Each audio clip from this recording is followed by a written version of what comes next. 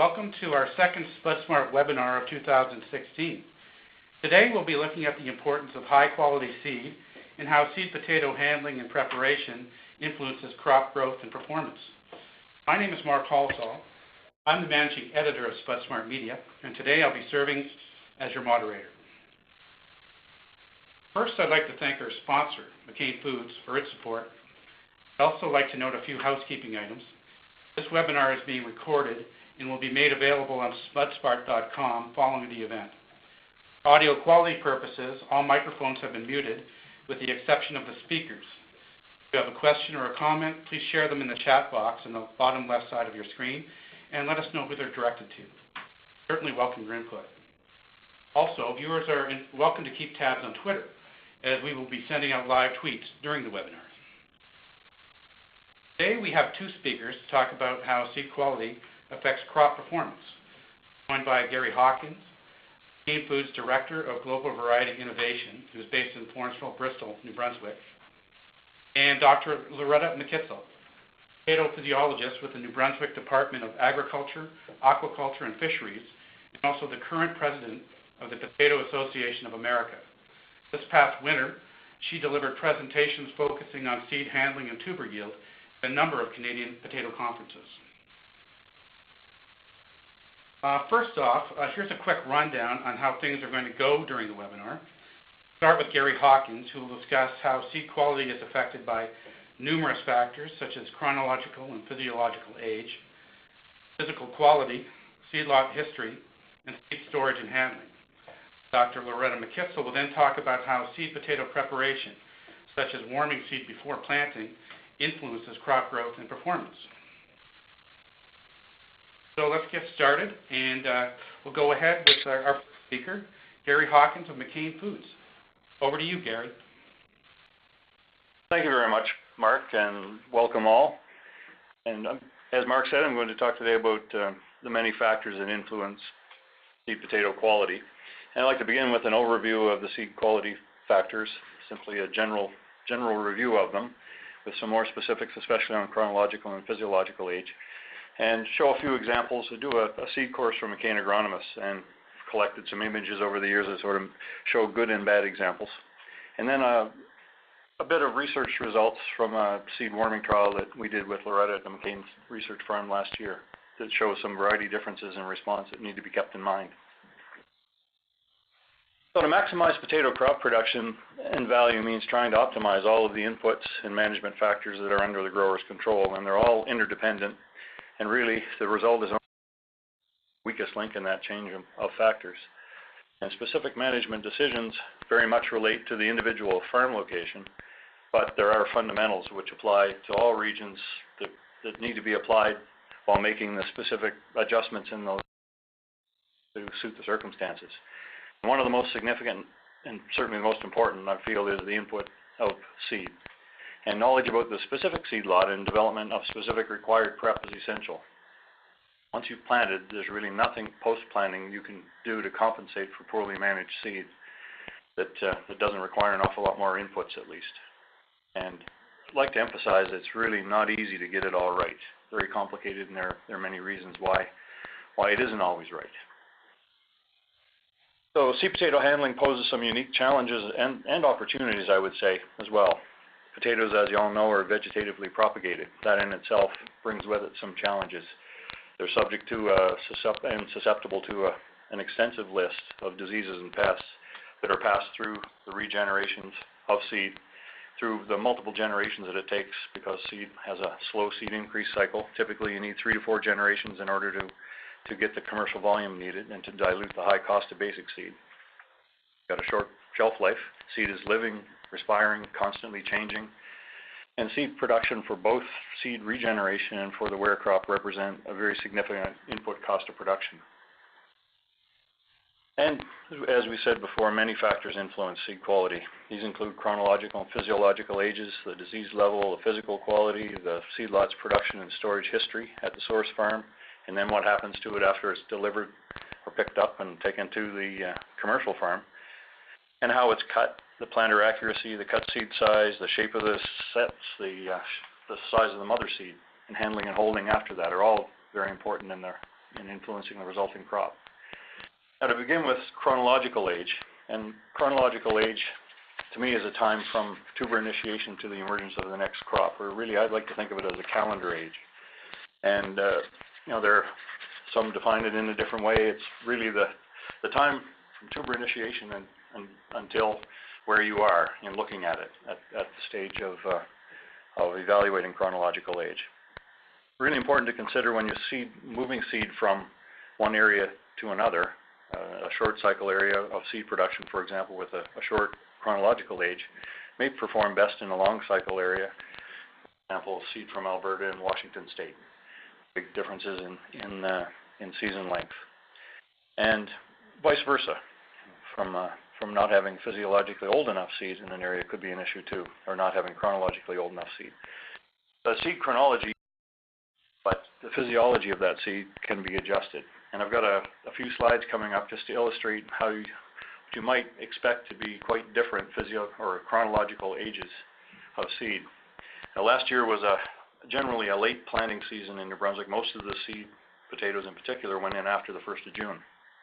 And this is a seed field on July the 2nd, what it looked like basically about to close the rows, and this is another seed field on July the 2nd.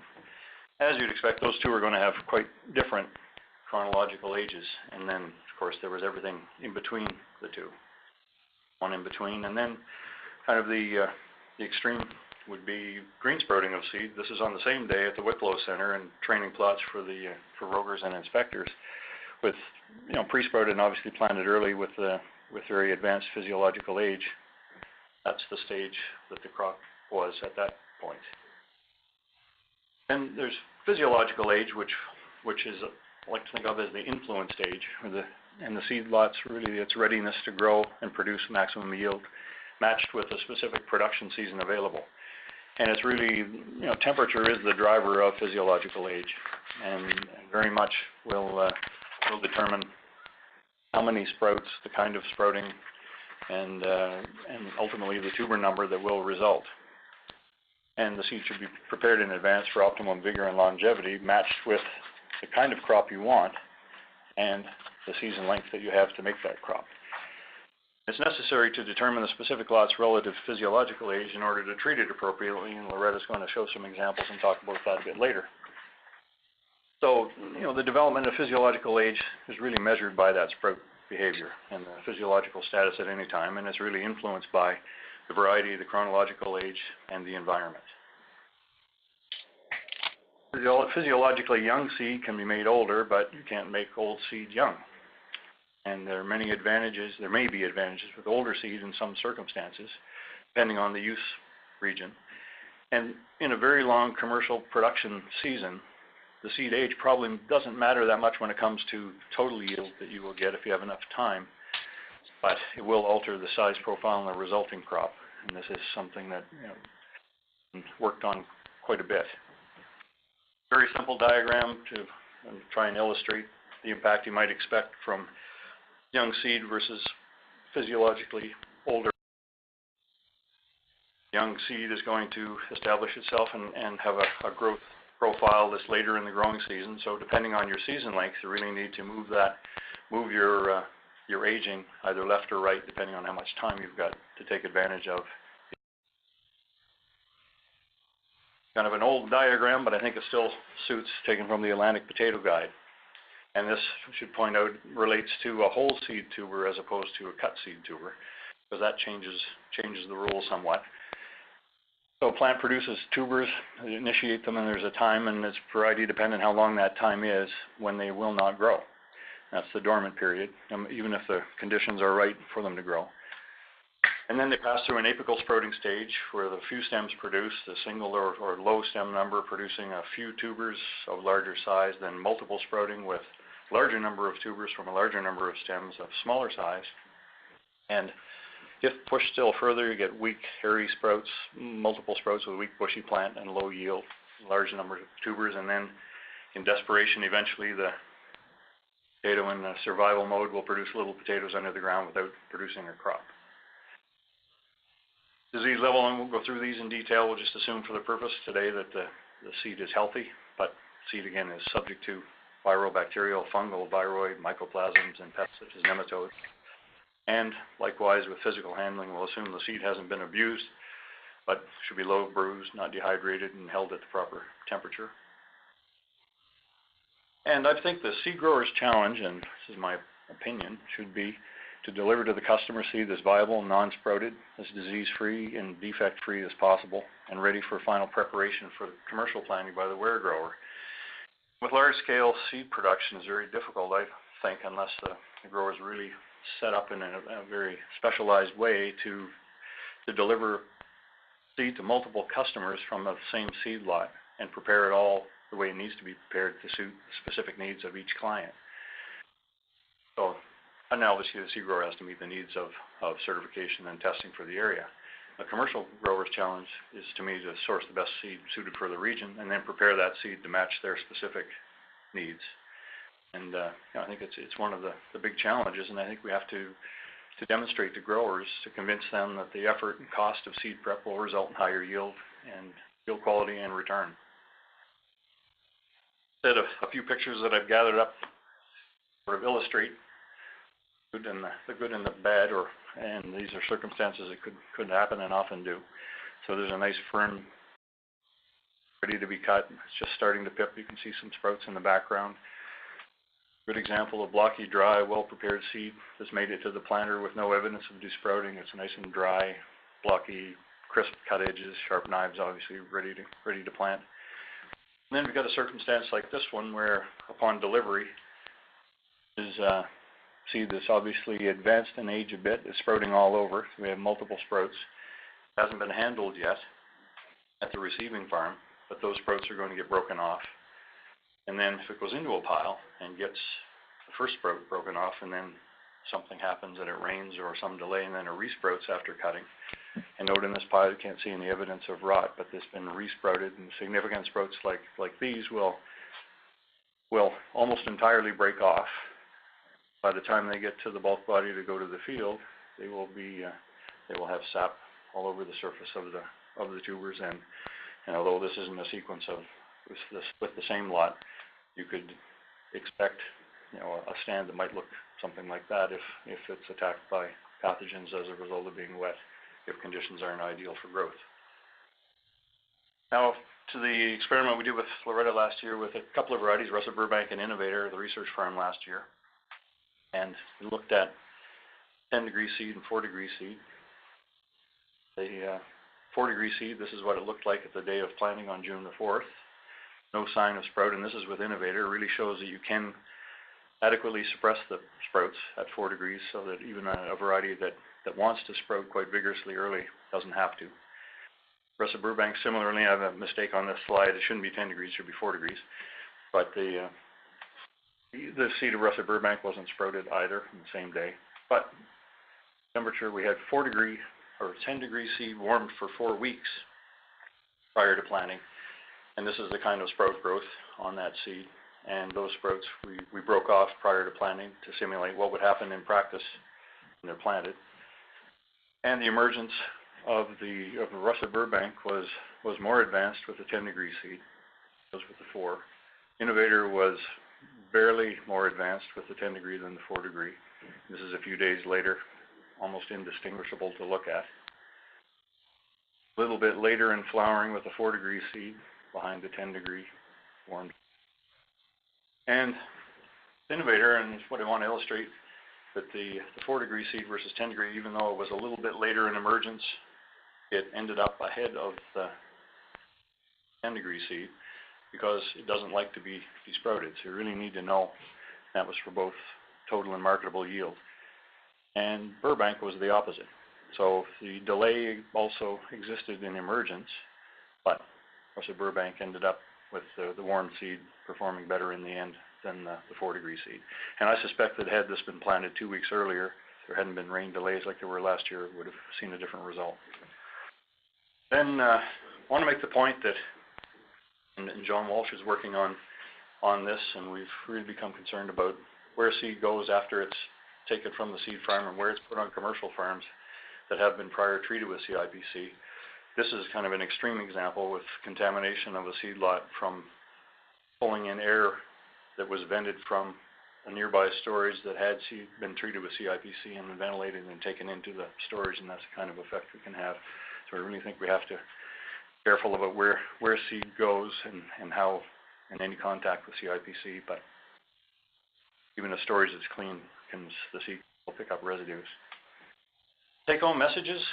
I think collectively we know an awful lot about what needs to be done. By no means everything, and there's an awful lot more research that can and should be done. But to me the challenge is how to effectively apply and practice what we know, and especially on scale. We need to innovate new seed methods of preparation and handling, and to effectively be able to know what works, and develop usable, practical ways to implement on large commercial scale. Things like fall aging that Dr. Rick Knowles is working on to advance the age at a time when the tubers are dormant, I think is really an exciting approach that a seed grower could do to age the seed and focus it on the end of not going to get sprouted out of control is one thing. Enhance the ability to hold seed once it's prepared until planting is possible at both seed farms and at commercial farms with addition of refrigeration. And with that, I'd like to acknowledge the support and help from Alan Stewart and the Global Variety team at McCain, and Dr. Manfred Fageria and the McCain Research Farm crew, Dr. Loretta McKetzel, and Growing Forward too. Back to you, Mark. Thank you very much. All right, thanks, Gary. Again, if anyone has any questions for Gary or Loretta, please feel free to type them in the chat box and let us know who they're directed to. Try to make sure that our presenters have a chance to answer them at the end. Now we'll move on to Dr. Loretta McKitzel of the New Brunswick Department of Agriculture, Aquaculture, and Fisheries. Over to you, Loretta. Thank you very much, Mark. What I will be sharing with you today are some observations and results of 2 seed handling demonstration trials that we conducted here in New Brunswick over the last couple of years to demonstrate the benefits of warming seed prior to planting. Now here in New Brunswick we have a relatively short growing season, and we need that seed in a what I call ready to grow state at planting so it emerges as rapidly as possible. And one way to do that is to warm the seed before planting. So I'm going to begin by discussing our seed lot comparison trial, then I'll move on to a seed warming and pre-cutting trial.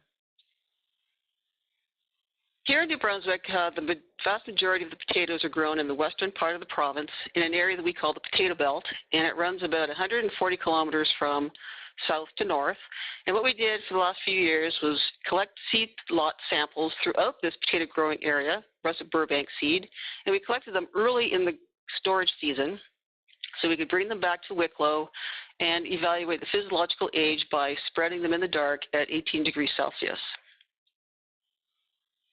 And this is what the sprouting pattern looked like in 2014. There are 9 different seed lots here. They're all russet Burbank. And you can see that not all the seed lots are sprouting in the same pattern. Most of them are sprouting only at the apical end, so they are all considered to be young. However, some lots had much shorter sprouts than others, such as lot number 9. Some had much longer sprouts, such as lot number 1. And some, like lot number 4 and 7, have sprouts from on the majority of the apical end, not just the extreme apical end. Number 5 has sprouts at the extreme apical end, and I consider this one to be the youngest of the 9, sorry. So to demonstrate the effect of warming on crop growth is we divided each seed lot in half, and about 3 or 4 weeks before planting, we cut and treated the seed lot, so the tubers, and held them at 7 to 10 degrees Celsius. The other half of the seed lot, we kept them at 4 degrees, cold until late in May, and cut them and treated them and warmed them up to 10, only about 5 days before planting. All the potatoes were planted in a processing field and treated as a processing crop.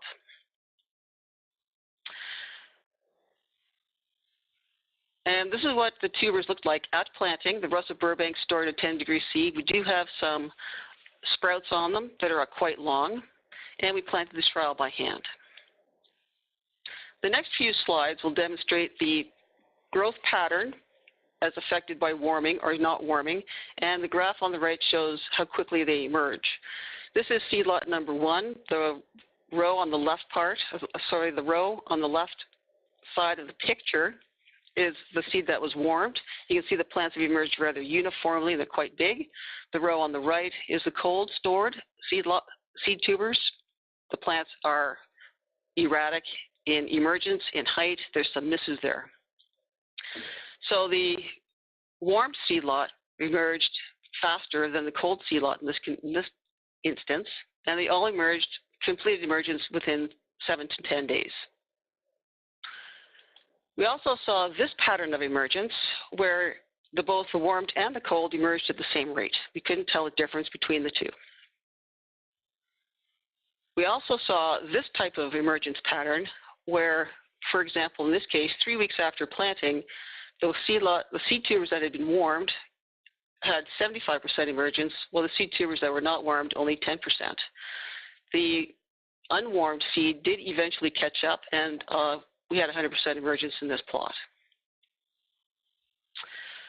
There was 2 seed lots where we saw this emergence pattern, where the warmed seed emerged rather uniformly at the same rate. The cold seed lot emerged slower and never did reach 100% emergence. This is seed lots number 4 and 5. We only got 80% emergence. So by not warming, we had reduced our plant stand. So this was the last few slides I showed was in 2014. Here are the emergence results we saw in 2015.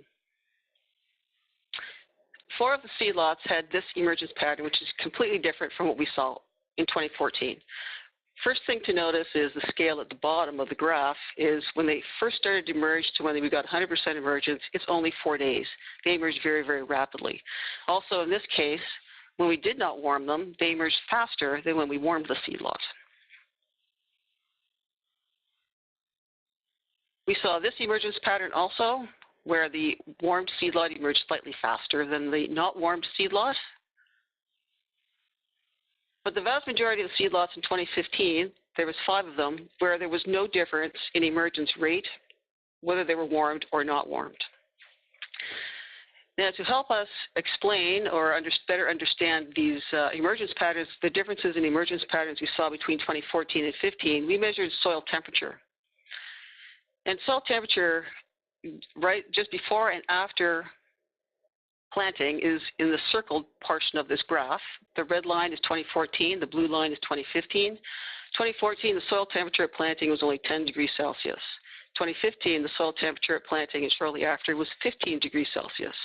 The warm soil, it appears, compensated for not warming our seed and actually aged the seed in the ground, and this is why we believe we didn't see much difference in the emergence pattern between the not warmed and the warmed seed lots in 2015. With some seed lots, such as on the picture on the left, we saw the effect of warming and not warming on crop growth quite late into the growing season. This is about 2 months after planting. Some seed lots, there was no difference in the rate of foliage growth or what the foliage looked like. And by the middle of August, we couldn't tell which ones had been warmed or which ones had not been warmed. The crop was uniform across our research plots. So how did these seed lots perform yield-wise?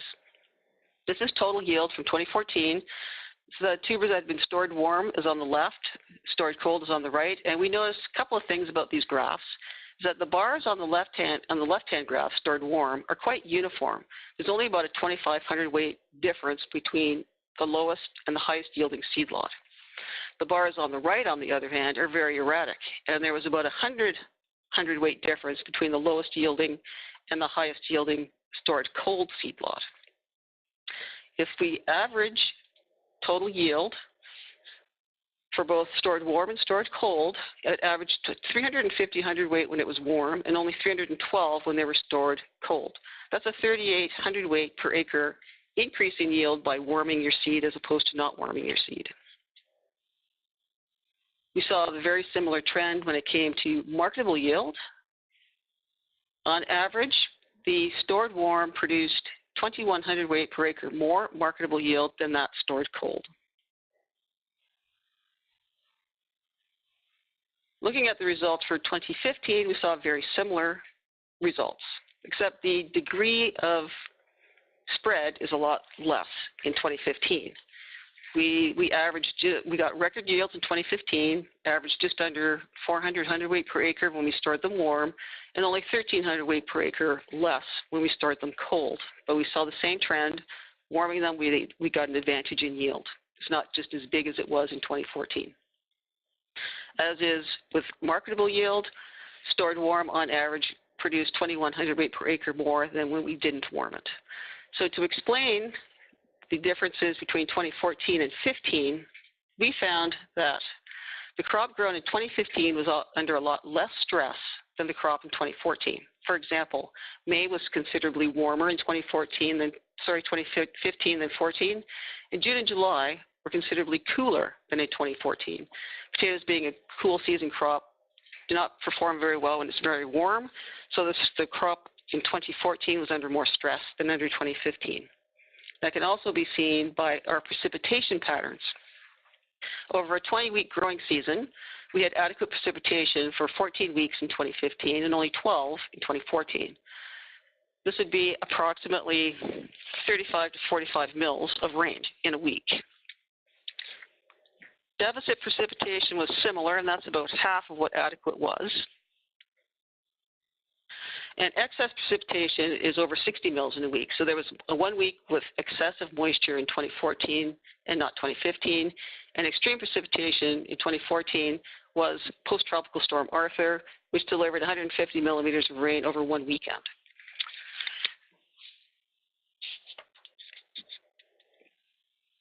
Now, if we compare marketable yield within a feedlot, whether it was stored warm or cold, we can see from this graph that sometimes stored warm produced higher yield, and sometimes stored cold produced higher yield. And if we assign a crop value to each of these, this is grading the crop as a processing crop and applying a value to that graded crop, we see that we can gain anywhere from $576 per acre to over $1,000 per acre by warming the seed as opposed to not warming. For the ones that responded to warming, we actually had a higher value crop. Now remember, number 4 and 5 were the ones that did not reach 100% emergence when they were not warmed, and these are the ones we saw a large benefit of warming.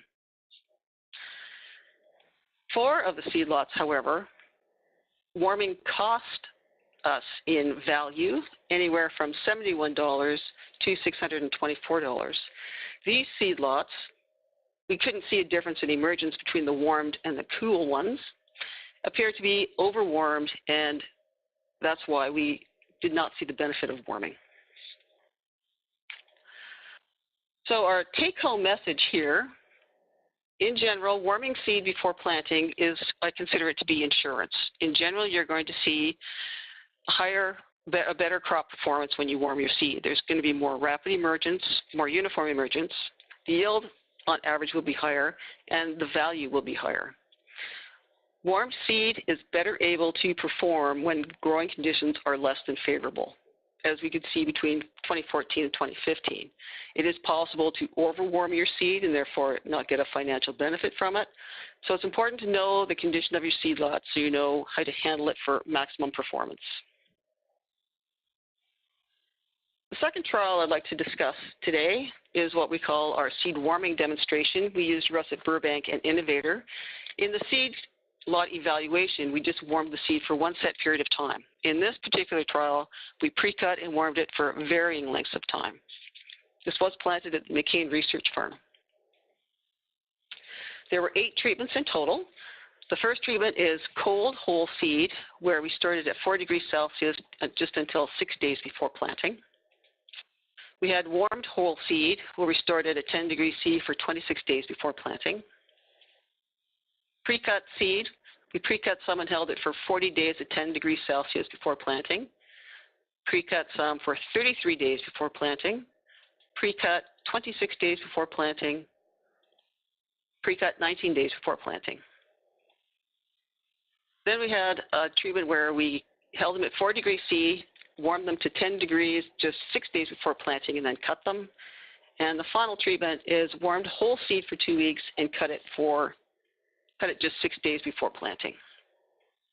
This trial is an example of how weather can influence how seed is handled. Our initial intent for these treatments was to store them for at most 28 days, but we prepared our trial, and then it rained. We had a rain delay, and we had to delay it. So this is a good example of what can actually happen in the real world. This graph shows emergence for russet Burbank. The slowest tubers to emerge, the black line and the gray-blue line, are the cold whole seed and the whole seed that was only cut 6 days before planting. When we pre-cut, as we increased the length of time pre-cutting, emergence was faster, and we started counting emergence 2 weeks after planting, and at that time, pre-cut 33 days in advance had already reached 100% emergence. So we gained about 5 days in growth by pre-warming our seed, pre-cutting and warming our seed. Innovator, on the other hand, takes a lot to wake up. We saw very similar results with Burbank, but not quite as clear-cut. The pre-cut 33 days, the warmed whole, and the pre-cut 40 days emerged significantly faster than all the other treatments. And you can see the effect of warming on plant growth. The rows on the left in each photograph is seed that was not warmed. The warmed seed is the row on the right. You can see how the rows are much more full. The plants are taller. This is russet Burbank. We saw the exact same results with Innovator. When we warmed our seed, plants were bigger and the rows were more full.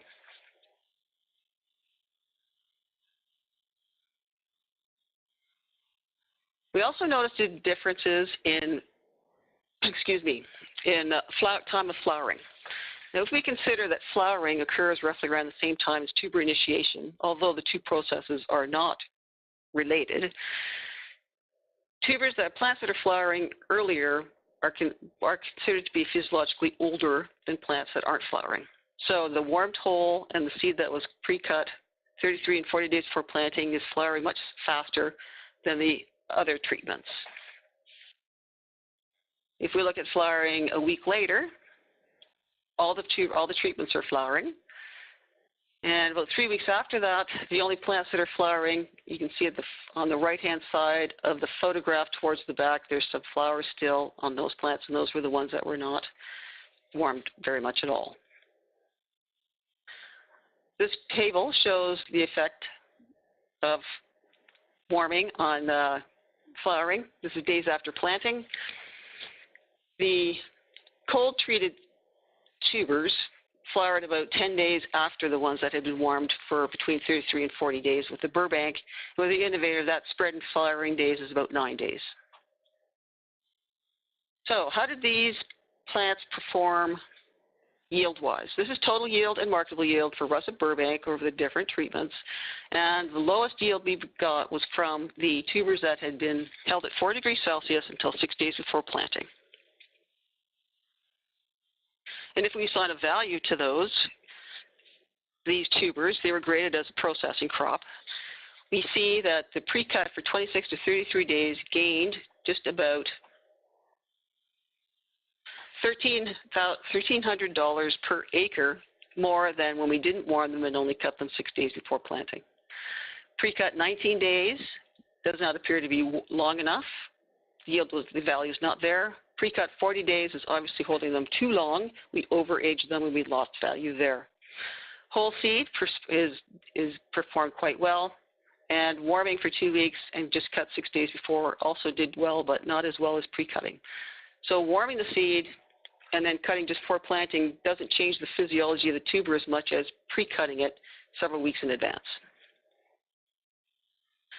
With Innovator, we saw a very similar trend. Cold cut for 6 days before planting produced the lowest total and the lowest marketable yield, and similarly with value.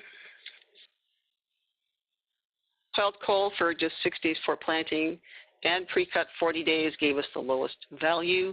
Highest value was around when we pre-cut them 26 days before planting.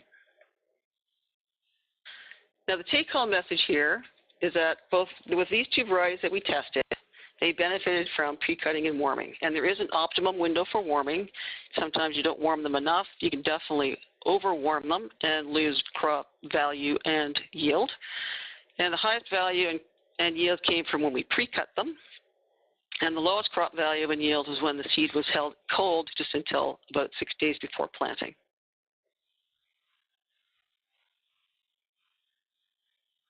And I'd like to acknowledge the seed growers who donated samples for our seed lot comparison, Sharon Fenimore and Luke Harvey and the research crew at the McCain Research Farm for gathering data and funding from the Federal Provincial Growing Forward 2 program.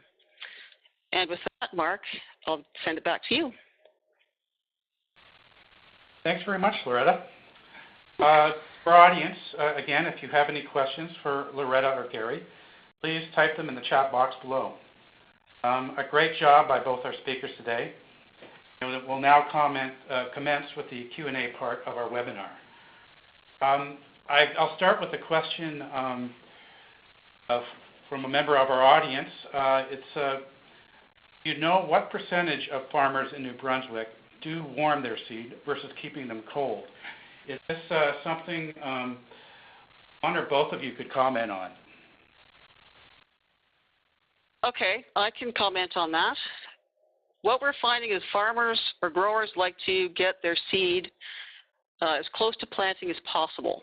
So they can be cutting and warming possibly 1 week before planting, but also they have no control over what's happening in the seed growers' storages. Gary, do you have a comment about that?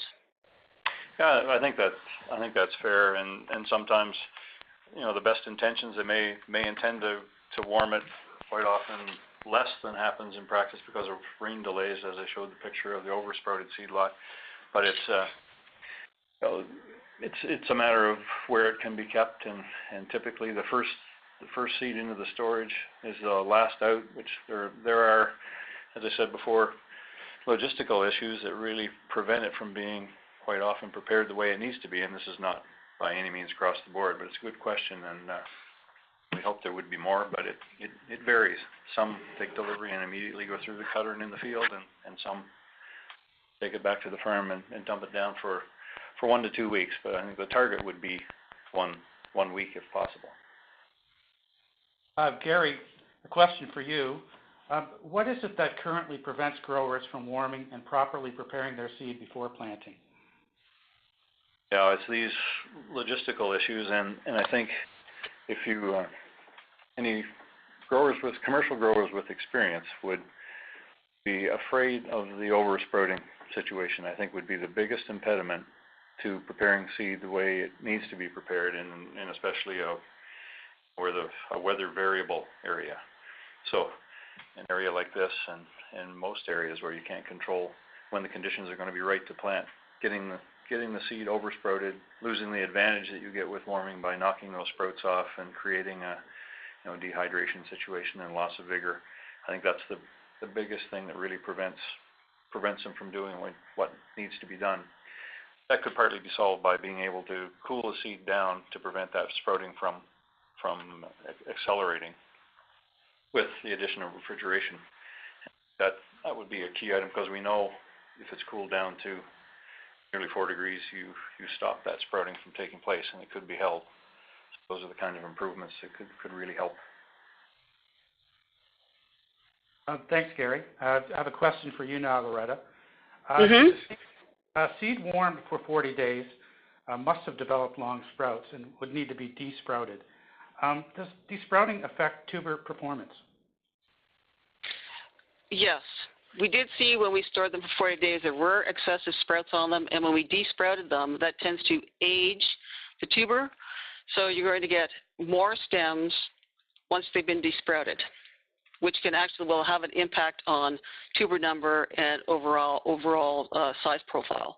So by desprouting, you're effectively aging the seed, so you'll get a tendency to have more stems, more tubers, and smaller tubers.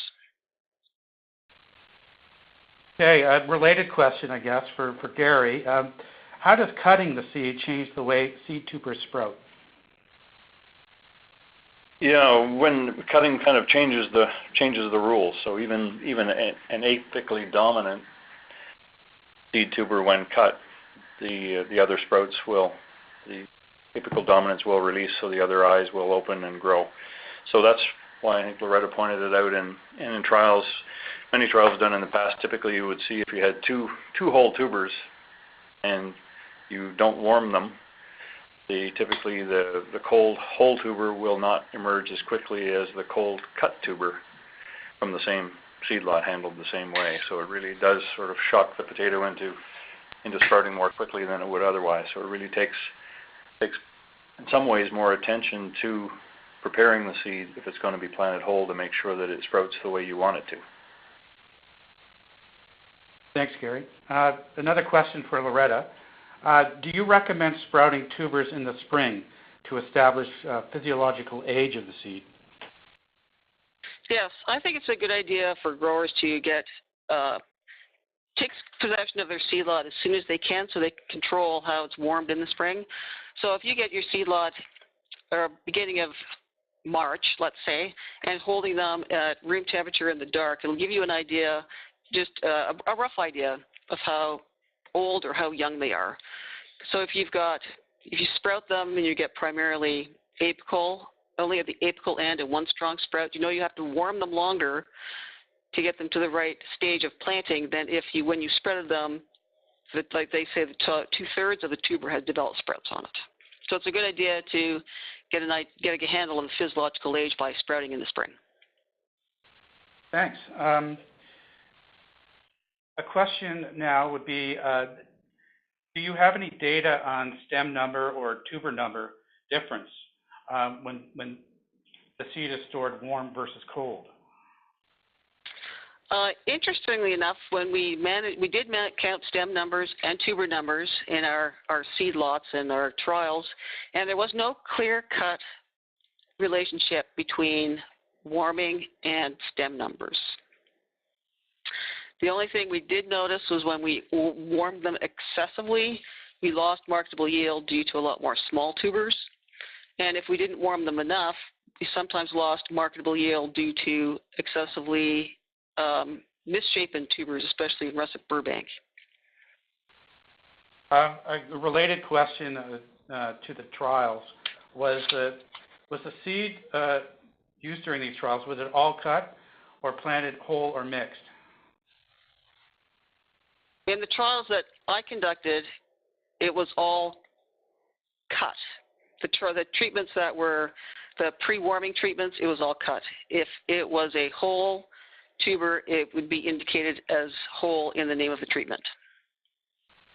Okay. A member of our audience would like to know if the differences seen in the yield in these trials at the different storage temperatures, were they statistically significant? The data that I showed, it was for, in the case of russet Burbank, the marketable yield was significantly greater with the warm than it was with the cold seed. And in the case of Innovator, it was significantly different for both.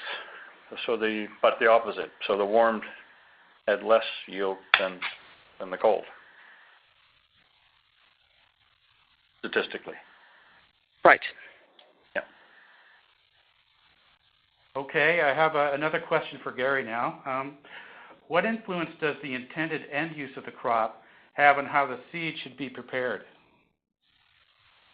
It's well, the biggest one would be if you intend to grow seed, I guess, and we tend to talk mostly about seed preparation for commercial growers as opposed to for seed growers, but you generally would prefer to have older seed prepared to plant for seed because you want more stems, higher tuber number, and smaller size.